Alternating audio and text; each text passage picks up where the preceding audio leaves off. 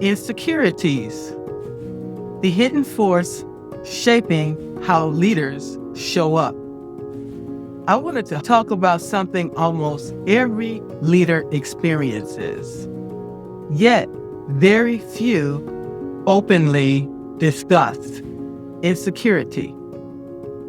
Not because leaders are weak, not because they lack competence, but because leadership has a way of exposing the parts of us that titles, experience, and accomplishments can no longer hide. The higher you rise in leadership, the harder it becomes to hide behind performance. Leadership has a way of revealing where we still seek approval, where we overcompensate, where we hesitate, and where we try to protect ourselves instead of fully stepping into our authority. Through my work coaching leaders over the years, I have seen this repeatedly. Even the most accomplished leaders wrestle with insecurity at times.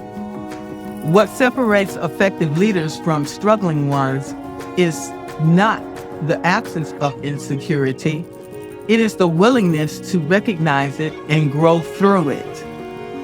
A powerful place to start the conversation is simply asking, in your experience, how have insecurities showed up in leadership, either in yourself or in leaders you've worked with?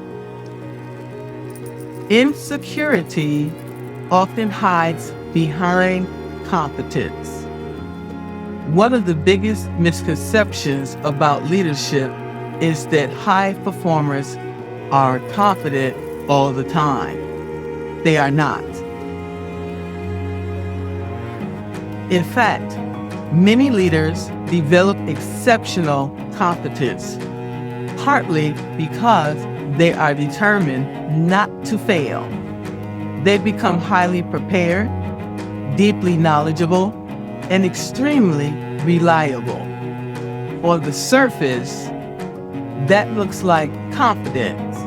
Sometimes it is, but sometimes it is also self-protection.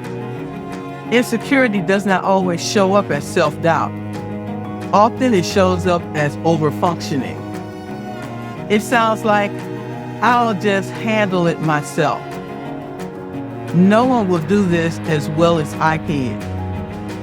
I need to make sure this is perfect. I can't afford to get this wrong. That is where over-preparation, perfectionism, and reluctance to delegate begin to take hold. Sometimes insecurity doesn't look like hesitation. It looks like doing too much. Recommendation: leaders need to pause and ask themselves a simple but revealing question. Am I doing this because it truly requires my involvement, or because letting go feels uncomfortable? Practical suggestion: start noticing where you consistently overwork, over-explain, over-control, resist delegating. These patterns usually point to something deeper than a commitment to excellence. A great question to explore: have you ever seen leaders compensate for insecurity by doing more instead of trusting their authority? The cost of unexplained insecurity. Insecurity itself is not a real problem. The real problem is leaving it unexamined. When leaders fail to address it, insecurity begins to quietly drive behavior. It can show up as micromanagement, avoidance of difficult conversation, defensiveness, the need for constant validation, difficulty sharing credit, or feeling threatened by strong people on the team. And here is the reality many leaders overlook. When insecurity goes unchecked, it stops being personal. It becomes cultural. Teams feel it. Decisions reflect it. Communication becomes cautious. Trust erodes. I have seen teams where talented people held back simply because the leader's insecurity made the environment feel unsafe for strong voices. Insecurity can quietly shape decisions, relationships, and overall culture of the team. Recommendation: leaders must stop treating insecurity as a private issue that does not affect anyone else. Leadership behavior always ripples outward. Practical suggestion: pay attention to recurring friction points in your leadership. Where communication breaks down, where control becomes excessive, where trust feels fragile, where people hesitate to speak up. These are signals that something deeper may be influencing leadership behavior. A meaningful question to ask: what do you think happens when leaders never confront their insecurities? Awareness creates freedom. The goal of leadership growth is not to eliminate insecurity. That is unrealistic and honestly not human. The real goal is awareness. When leaders become aware of their insecurities, those insecurities stop unconsciously driving their behavior. Leaders gain the ability to respond thoughtfully instead of reacting defensively. Self-awareness gives leaders the space to breathe. It allows them to ask for support without feeling diminished. It allows them to debate without guilt. It allows them to stop performing confidence and start practicing authentic leadership.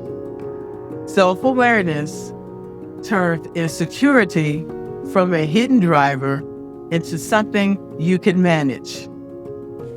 Recommendation: normalize reflection as a regular part of leadership practice, not something reserved only for moments of crisis. Practical suggestion: leaders should routinely ask themselves, what triggered my reaction in that moment? What story am I telling myself about this situation? Am I responding from clarity or reacting from fear? These simple questions create powerful insight over time.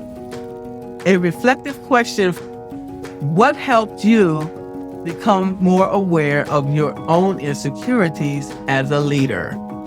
The leadership growth moment. At some point in a leader's journey, there is often a moment when something shifts. It is the moment a leader realizes, I don't need to keep proving myself. I need to lead. That realization is transformative. Leaders stop chasing validation and start focusing on impact. They stop trying to be the smartest person in the room and start creating space for others to contribute. They stop performing for approval and begin leading with purpose and conviction. That shift does not happen because insecurity disappears.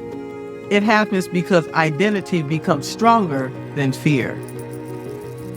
Recommendation: leaders need to define success beyond praise, approval, or being seen as the expert in the room. Practical suggestion: anchor leadership in clear values, a strong sense of purpose, a commitment to developing others. When leaders know who they are and what they stand for, insecurity loses much of its power. A powerful question to ask: Was there a moment in your leadership journey when you stopped leading from insecurity and started leading from confidence? Closing reflection. Insecurity is part of being human.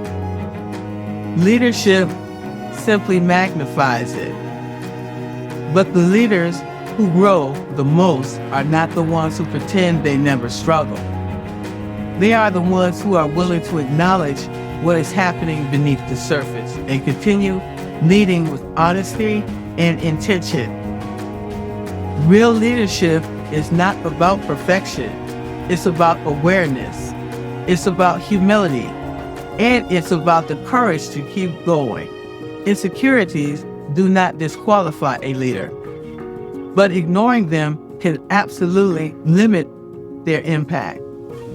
The real work is not to deny insecurity, it is to understand it, manage it, and refuse to let it lead for you. What advice would you give leaders who are still wrestling with insecurities but do not want to limit their impact?